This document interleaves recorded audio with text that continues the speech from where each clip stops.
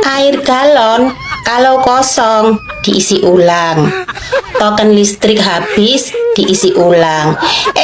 Pemilu kalah ikut-ikutan kepingin diulang. Kalau isinya masih kalah juga mau isi ulang terus-terusan begitu. Apalagi pemilu diulang tapi tanpa Mas Gibran dilarang ikutan. Gimana kalau diulangnya tanpa Pak Anies? Misal nih 01 menang di persidangan MK, misalnya menang dengan segala alasan. Sangka tim kuasa hukumnya Amin, pemilu pas kampanye Gus Imin itu lucu. Lagi Disebut cengeng, Timnas Amin balas Hotman Paris, akan kami buat menangis dan Otto Hasibuan akan masuk kamar. Kubu Pak Anies ke MK, tujuannya minta pemilu diulang tanpa Gibran. Baik, hai, assalamualaikum warahmatullahi wabarakatuh. Apa kabar pada kalian semua? Saya harap kalian semua sehat-sehat selalu, murah rezeki, panjang umur, dan dijauhkan dari segala marbahaya. Amin, amin, ya robbal alamin. Baik guys, di video kali ini kita akan mereaction video-video yang menarik tentangnya, masih tentang politik ya kan guys. Nah, di sini berbagai macam video yang saya rangkum menjadi satu. Nah, nanti kita tonton sambil kita komen. Dan sebelum kita mulai, yang baru menjumpai video ini, langsung saja subscribe, dan jika sudah terima kasih, dan langsung saja kita cus ke videonya. Air galon kalau kosong diisi ulang. Token listrik habis diisi ulang. Pemilu kalah ikut-ikutan kepingin diulang. Kalau isinya masih kalah juga mau isi ulang terus-terusan begitu. Apalagi pemilu diulang tapi tanpa Mas Gibran dilarang ikutan. Gimana kalau diulangnya tanpa Pak Anies? Soalnya orangnya ribet, ngayal terus, repotin masyarakat. Kabar terbaru, 01 sinis bawa laporan ke MK, malah mereka ketahuan curangnya. Aduh. Jujur saya tuh bingung, saya tuh benar-benar bingung sama pendukung 01 ya, tim 01 terutama yang kekeh. Sekarang katanya mau gugat ke MK ya, dengan ribuan pengacara, ribuan malaikat ya. Saya pribadi berpikir yang bodoh nih ya, yang tidak sekolah tinggi, yang tidak kuliah, yang bukan orang kota, yang bukan selebriti, yang hanya rakyat jelata. Saya bisa berpikir ya begini, misal nih 01 menang di persidangan MK, misalnya menang dengan segala alasan, tapi pada akhirnya rakyat jualah yang akan memilih. Apakah yang sudah memilih 02 akan memilih 01? Ya. Enggak lah. Oleh karena itu, kalaupun saya mau bakar Ternyata KPU ini. hari ini, itu hak saya. Wow, sebelum Itu hak ditangkap. saya tuh bakar KPU, Oh, bakar KPU. Ketika ditangkap.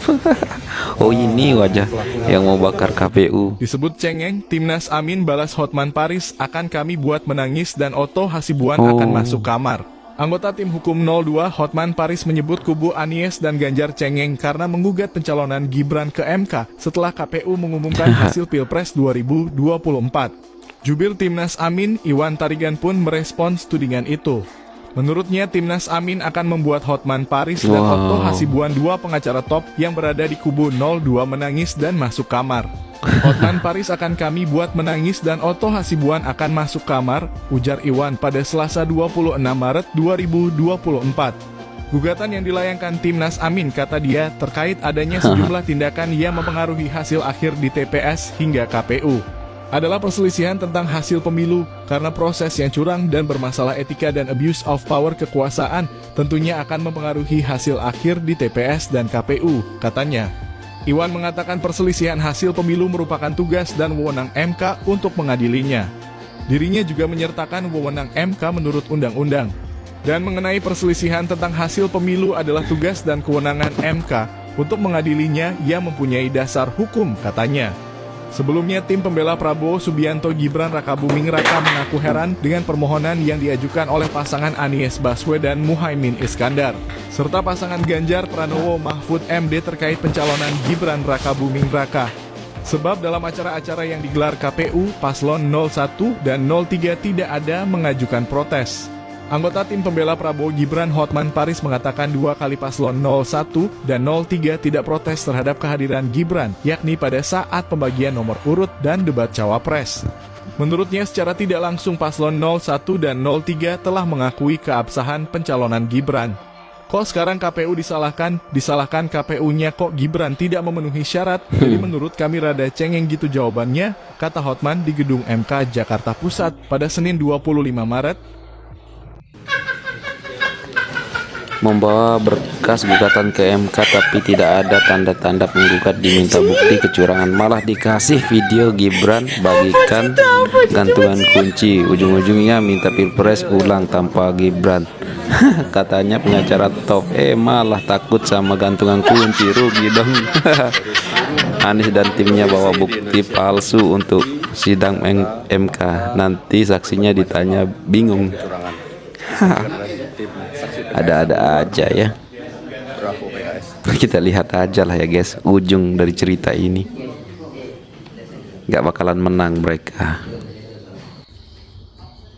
Bolo. Ada Kabar kabar lucu nih bolo. Iki piye iki?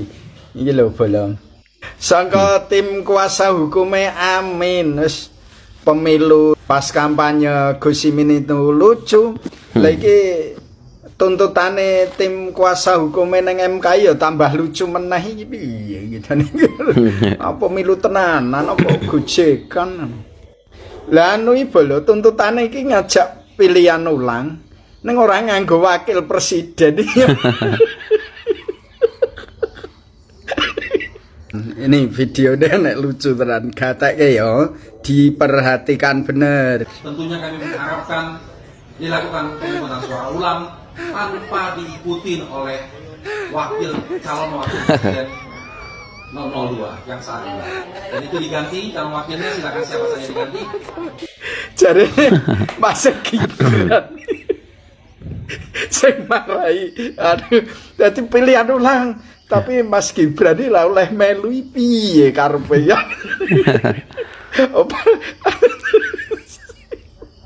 Pantes pas kampanye.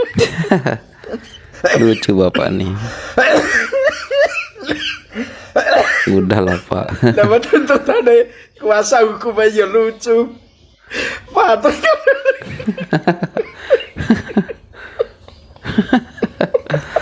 Aku ketawa sama bapak ini ya, nggak bisa berhenti ketawa.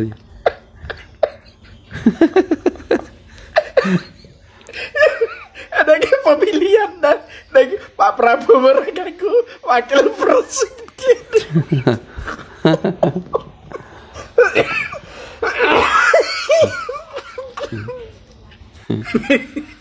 Jadi deh, ya wes oleh boleh pakai calon wakil presiden. Yang penting jangan Mas Gibran, terserah sopo wae. Apa lelek gue ya? Lelek gue. Awet bola ya. Awet. Selama lucu terhadap pemilu kampanye lucu. Iki tuntutannya tambah lucu. Wis ditinggal partai Nasdem pula pisan. Nasdem lah mesak mbok wis lah. Sudahlah, udah kalah itu sudah. Malah tambah lucu. Iya. Waktu dikasih nilai 11 itu Pak Prabowo tidak mau. Wah kita udah khawatir tuh. Wah habis nih Pak Prabowo. Diceritakan ternyata besoknya publik melihatnya beda. Publik melihatnya ini perlakuan tidak pantas sesama kompetitor, nih perlakuan yang tidak pantas. Perlakuan terhadap seorang senior ya. Gitu. Seorang yang kita tahu tulus gitu. Dan kalau sebenarnya ya ketika Pak Prabowo di debat ketiga itu bilang ada rahasia negara saya nggak bisa bilang itu. Itu kalau kita tahu cerita aslinya Mas, itu lebih nangis lagi Mas. Kan itu pertanyaan jebakan. Ketika kalau dibuka itu banyak sekali rahasia negara, rahasia pertahanan yang ketika Mas Ganjar bertanya kenapa Anda putuskan kerjasama dengan, Anda berhentikan kerjasama dengan Korea Selatan soal ini dan itu. Itu kalau dijawab Mas, Kalau tahu cerita aslinya kita semua nangis. Saya bisa ceritakan off the record. Gitu. Saya ngeliat sendiri dengan mata kepala saya tuh. Faktanya itu saya ngeliat. Jadi kalau itu diceritakan, Mas. Apa yang akan terjadi, Mutara? Saya nggak bisa ceritakan di Ya, nggak usah detailnya, tapi apa yang akan terjadi kalau dia diceritakan? Kalau diceritakan ada presiden yang malu, Mas. Itu bukan di zaman dia, tapi ada Menhan yang malu sebelum dia. Akan ada presiden Tapi yang itulah beliau ya, nggak pernah tega untuk menjatuhkan orang ya. nggak mau menjatuhkan. Termasuk dia bilang, Profesor Anies, Anda tidak pantas ngomong etik dengan saya gitu. Iya. Itu menurut saya sih, untuk saya ya, itu udah yang puncaknya. tahu sedikit-sedikit ceritanya itu udah puncaknya itu. wow. Kalau kita orang Sumatera udah kita buka kali, Bang. Iya udah buka. Ya termasuk kan yang soal yang itu yang ada angka-angkanya tuh dia mikirin kalau misalnya itu dibuka. Iya. Kalau cuma Mas Anies yang malu bukan itu. Anaknya malu lah lihat ada cerita begini soal orang tua gitu. Ya. Pikirkan dong perasaan anak katanya. Saya ngelihat ya, habis itu yang marah itu adalah tentara ya, para keluarga tentara. Marah. Keluarga purnawirawan gitu yang marah. Kan bosnya dinilai. Iya, bosnya dinilai. Sementara Pak Prabowo itu sangat, kalau kita lihat datanya, ya kan sangat banyak berbuat untuk perbaikan bikin rumah sakit 20-an, bikin universitas ya, bikin universitas, bikin rumah, iya, bikin sumber air, Universitas Pertahanan dibikinin beberapa jurusan yang aplikatif, iya. Ada jurusan sumber daya air, ada jurusan kedokteran, apa segala macam. Dan dulu kan kita tahu Pak Prabowo waktu dia berjuang jadi komandan kadang-kadang pakai uang sendiri segala macam kan. Iya. Itulah seorang Prabowo. Itu komandan. Komandan kayak gitu. Dan ya buat saya dia care sama keadaan kita tuh, dia care. Dia care. Dia keadaan saya juga dia nanya. Gitu. Oh, se-care ini dia. Oh, padahal kan gak dekat-dekat amat gitu. Kita kan nggak mungkin ring 1 ini, Mas. Kita ini ring 12 lah. Iya. Kalau dalam percaturan ini ring 12 aja udah syukur kita. Tapi dia tanya soal keadaan, soal kondisi, soal apa segala macam dia tanya. Buat saya care sekali. Berbeda ya persepsinya ya. Jadi, kenapa saya nggak ada bayangan kayak gini sebelumnya tuh nggak ada. Terus ketika saya tanya sama orang-orang yang memang di sekitar dia, Bapak dari dulu begitu katanya. Memang begitu katanya. Yang disekolahin nggak boleh diceritain, Mas. Disekolahin orang ya. Iya, yang disekolahin itu nggak boleh diceritain sama sekali. Yang dibantu hidupnya nggak boleh diceritain, nggak boleh diekspos sebagai sebuah pencitraan politik, nggak boleh, Mas. Kenapa? Ya orangnya nanti malu katanya.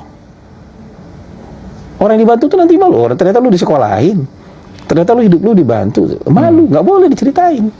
Terus saya bilang, lah terus kita mau ceritain apa? Luar biasa ya. Tapi buat dia itu nggak boleh diceritain. Udahlah, itu nggak boleh diceritain. Yang kebaikan tuh nggak boleh diceritain.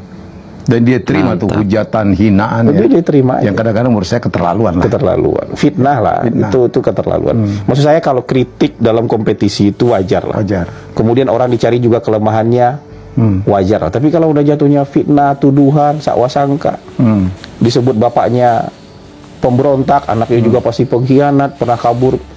Ya. Saya tuh yang paling sebel tuh yang netizen sebelah sana ngomong dia Om Ulik ya. Om Ulik, Opa Culik gitu. Opa Culik. Ya, iya. Pak Prabowo comply dengan demokrasi udah 20 tahun. Ada nggak satu orang yang pernah dituntut oleh Pak Prabowo karena menjelek-jelekan dia? Misalnya saya dulu nih menjelek-jelekan Prabowo, ada nggak saya dituntut? Laporan polisi nggak ada, Mas. Atau Mas Helmi pernah mungkin mengkritik, pernah nggak dilaporin?